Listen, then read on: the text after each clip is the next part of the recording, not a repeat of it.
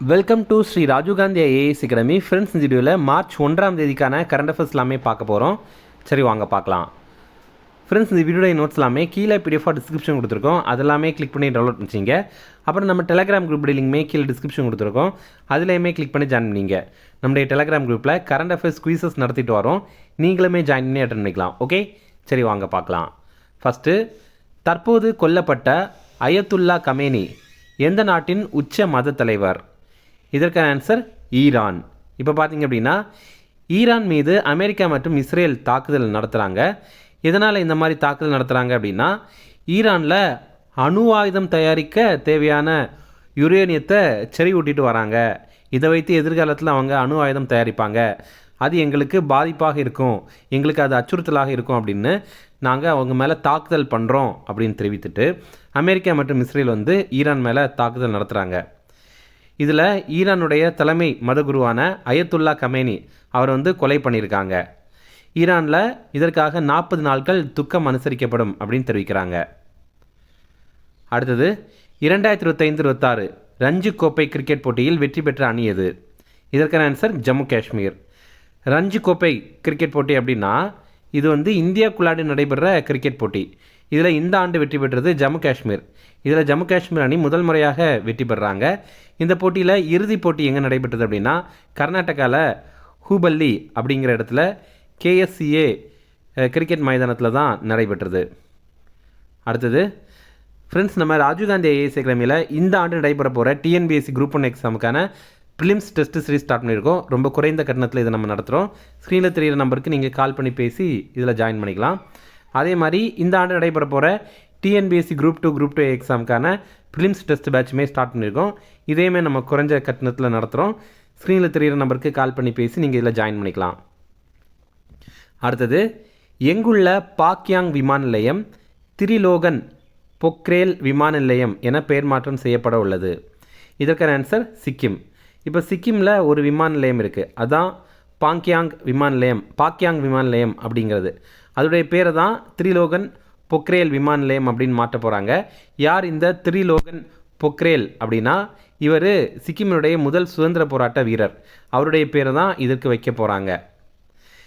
சிக்கிம் மாநிலத்துடைய ஒரே விமான நிலையம் பாக்யாங் விமான நிலையம் அப்படிங்கிறது. இனி இது சுதந்திர போராட்ட வீரரான திரிலோகன் பொக்ரேல் அவருடைய பேரில் அழைக்கப்படும். இவர் காந்தி பொக்ரேல் அப்படின்னு கூட அழைக்கிறாங்க. ஏன்னா இவர் மகாத்மா காந்தி அவர்களுடைய சிந்தனைகளை பின்பற்றியவர். சிக்கிமுடைய முதல்வர் பிரேம் சிங் தமாங் அப்படிங்கிறவர். அடுத்தது, ரொம்ப ரொம்ப முக்கியமான கேள்வி. சிறுமிகளுக்கு இலவச கருப்பை வாய் புற்றுநோய் தடுப்பூசி திட்டத்தில் செலுத்தப்படும் தடுப்பூசி எது? இதற்கான ஆன்சர் கார்டசில் 4. இது பார்த்திங்கன்னா ரொம்ப முக்கியமான ஒரு கொஸ்டின். நம்ம இந்தியா முழுவதுமே சிறுமிகளுக்கு இலவச கருப்பை வாய் புற்றுநோய் தடுப்பூசி திட்டம் செயல்படுத்துகிறாங்க. அப்போது இதை இப்போ தொடங்கி வைத்திருக்காங்க. ராஜஸ்தானில் அஜ்மீரில் இதை தொடங்கி வைத்திருக்காங்க. இதற்கான தொடக்க விழா அங்கே தான் நடைபெற்றிருக்கு. இது நேற்றுக்கு, அதாவது February 28 தொடங்கியிருக்காங்க. நம்ம பிரதமர் மோடி இதை தொடங்கி வைத்திருக்காங்க.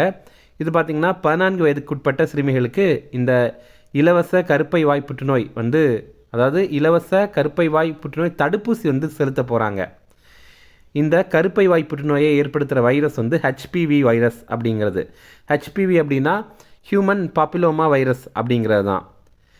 இந்த வைரஸிடமிருந்து பாதுகாக்கிறதுக்காக தான் இந்த கார்டசில் 4 அப்படிங்கிற தடுப்பூசி ஒரு முறை செலுத்தப்படும் அப்படின்னு தெரிவித்திருக்காங்க. அடுத்தது, தற்போது பரிசோதனை செய்யப்பட்ட விஷோராட்ஸ் என்ன வகையான ஆயுதம்? இதற்கான ஆன்சர் ஏவுகணை. இப்போ பார்த்திங்க அப்படின்னா, விஷோராட்ஸ் அப்படிங்கிற ஏவுகணையை பரிசோதனை பண்ணியிருக்காங்க. விஷோராட்ஸுடைய விரிவாக்கம் very short range air defence system அப்படிங்கிறது தான். தமிழில் மிக குறுகிய தூர வான் பாதுகாப்பு அமைப்பு அப்படிங்கிறது. இதை இப்போ ஒடிசாவில் சண்டிப்பூர் பகுதியில் பரிசோதனை பண்ணி பார்த்துருக்காங்க. இது ஒரு மிக குறுகிய தூர ஏவுகணை. இது மனிதர் எடுத்து சென்று அங்கேயே வைத்து தாக்குதல் நடத்துகிற திறன் கொண்டது. ஓகே. அடுத்தது, மைக்ரான் நிறுவனத்தின் செமிகண்டக்டர் ஒருங்கிணைப்பு மற்றும் சோதனை ஆலை தற்போது எங்கு திறக்கப்பட்டது? இதற்கான ஆன்சர் சனந்த். இந்த சனந்த் அப்படிங்கிறது குஜராத்தில் தான் இருக்குது. மைக்ரான் அப்படிங்கிற நிறுவனத்துடைய செமிகண்டக்டர் ஒருங்கிணைப்பு மற்றும் சோதனை ஆலையை இப்போ இவங்க திறந்து வைத்திருக்காங்க. நம்ம பிரதமர் மோடி திறந்து வைத்திருக்காரு. இதோடைய மதிப்பு 22,500 கோடி ரூபாய். இந்த ஆலை இந்தியாவுடைய செமிகண்டக்டர் திட்டத்தின் கீழே அங்கீகரிக்கப்பட்ட முதல் பெரிய ஆலை.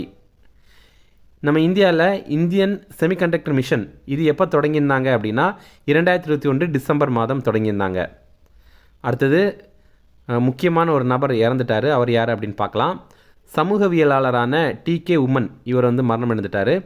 இவர் சர்வதேச சமூகவியல் சங்கத்தில் தலைவராக பணியாற்றியிருக்காரு. அதே மாதிரி இந்திய சமூகவியல் சங்கத்துக்கும் தலைவராக பணியாற்றியிருக்காரு. அப்போது இன்டர்நேஷ்னல் சோசியாலஜிக்கல் அசோசியேஷன் அதற்கும் பிரசிடெண்ட்டாக இருந்திருக்காரு. அதே மாதிரி இந்தியன் சோசியாலஜிக்கல் சொசைட்டி இதுக்குமே பிரசிடெண்ட்டாக இருந்திருக்காரு. இவருக்கு 2008 ஆண்டு மத்திய அரசு பத்மபூஷன் விருது வழங்கியிருந்தாங்க. அடுத்தது ஒரு பயிற்சி இருக்குது, அதை எப்படி பார்க்கலாம். வாயு சக்தி அப்படிங்கிற போர் பயிற்சி. இது நம்ம இந்திய விமானப்படை நடத்துகிற போர் பயிற்சி. இது ராஜஸ்தானில் பொக்ரானில் தான் இப்போ நடைபெறுது. அடுத்தது முக்கிய தினங்கள் பார்க்கலாம். தேசிய அறிவியல் தினம் இது February 28. இந்த ஆண்டுக்கான கருப்பொருள் அறிவியலில் பெண்கள் வளர்ந்த இந்தியாவை உருவாக்குதல் அப்படிங்கிறது தான். 1928 ஆண்டு இதே February 28 தான் ராமன் விளைவு கண்டுபிடிக்கப்பட்டது. அதை நினைவு கூறும் விதமாக தான் தேசிய அறிவியல் தினத்தை நம்ம February 28 கடைபிடிக்கிறோம். அடுத்தது சிவில் கணக்கு நாள் March 1 இது நம்ம இந்தியாவில் கடைபிடிக்கிற ஒரு தினம்.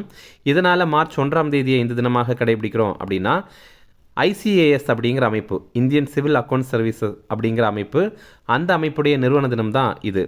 இந்த அமைப்பு 1976 ஆண்டு March 1 உருவாக்கப்பட்டது. இந்த அமைப்பு என்ன பண்ணுவாங்க அப்படின்னா இந்தியாவில் கணக்கு மற்றும் தணிக்கையை பண்ணுற அமைப்பு தான் இந்த ஒரு அமைப்பு. அடுத்தது பூஜ்ய பாகுபாடு தினம். இது March 1 இந்த ஆண்டுக்கான கருப்பொருள் மக்களே முதல் அப்படிங்கிறது தான், பீப்புள் ஃபர்ஸ்ட் அப்படிங்கிறது தான். இது எதற்கான தினம் அப்படின்னா எய்ட்ஸ் நோயாளிகள் இருக்காங்கள்ல, அவங்க நிறைய பாகுபாடுகளை சந்திக்கிறாங்க. அது சம்மந்தமான விழிப்புணர்வு ஏற்படுத்தி அந்த பாகுபாடை குறைக்கணும் அப்படிங்கிறதுக்காக தினம் தான் இந்த பூஜ்ய பாகுபாடு தினம். UN எய்ட்ஸ் அப்படிங்கிற அமைப்பு இந்த தினத்தை ஏற்பாடு பண்ணியிருந்தாங்க. 2014 ஆண்டு March 1 இந்த தினத்தை அவங்க முதல் முறையாக அனுசரிக்க ஆரம்பித்திருந்தாங்க. அதுவே உலக எய்ட்ஸ் தினம், வேர்ல்டு எய்ட்ஸ் டே என்னைக்கு அப்படின்னா அது December 1. அடுத்தது உலக சிவில் பாதுகாப்பு தினம், இது March 1. இந்த ஆண்டுக்கான கருப்பொருள் உறுதியான மற்றும் நிலையான எதிர்காலத்திற்காக சுற்றுச்சூழல் அபாயங்களை கையாளுதல் அப்படிங்கிறது தான். ஓகே, இனி ரிவிஷன் பார்க்கலாம். தற்போது கொல்லப்பட்ட அயத்துல்லா கமேனி எந்த நாட்டின் உச்ச மத தலைவர்? இதற்கான ஆன்சர் ஈரான். அடுத்தது 2025-26 ரஞ்சி கோப்பை கிரிக்கெட் போட்டியில் வெற்றி பெற்ற அணி எது?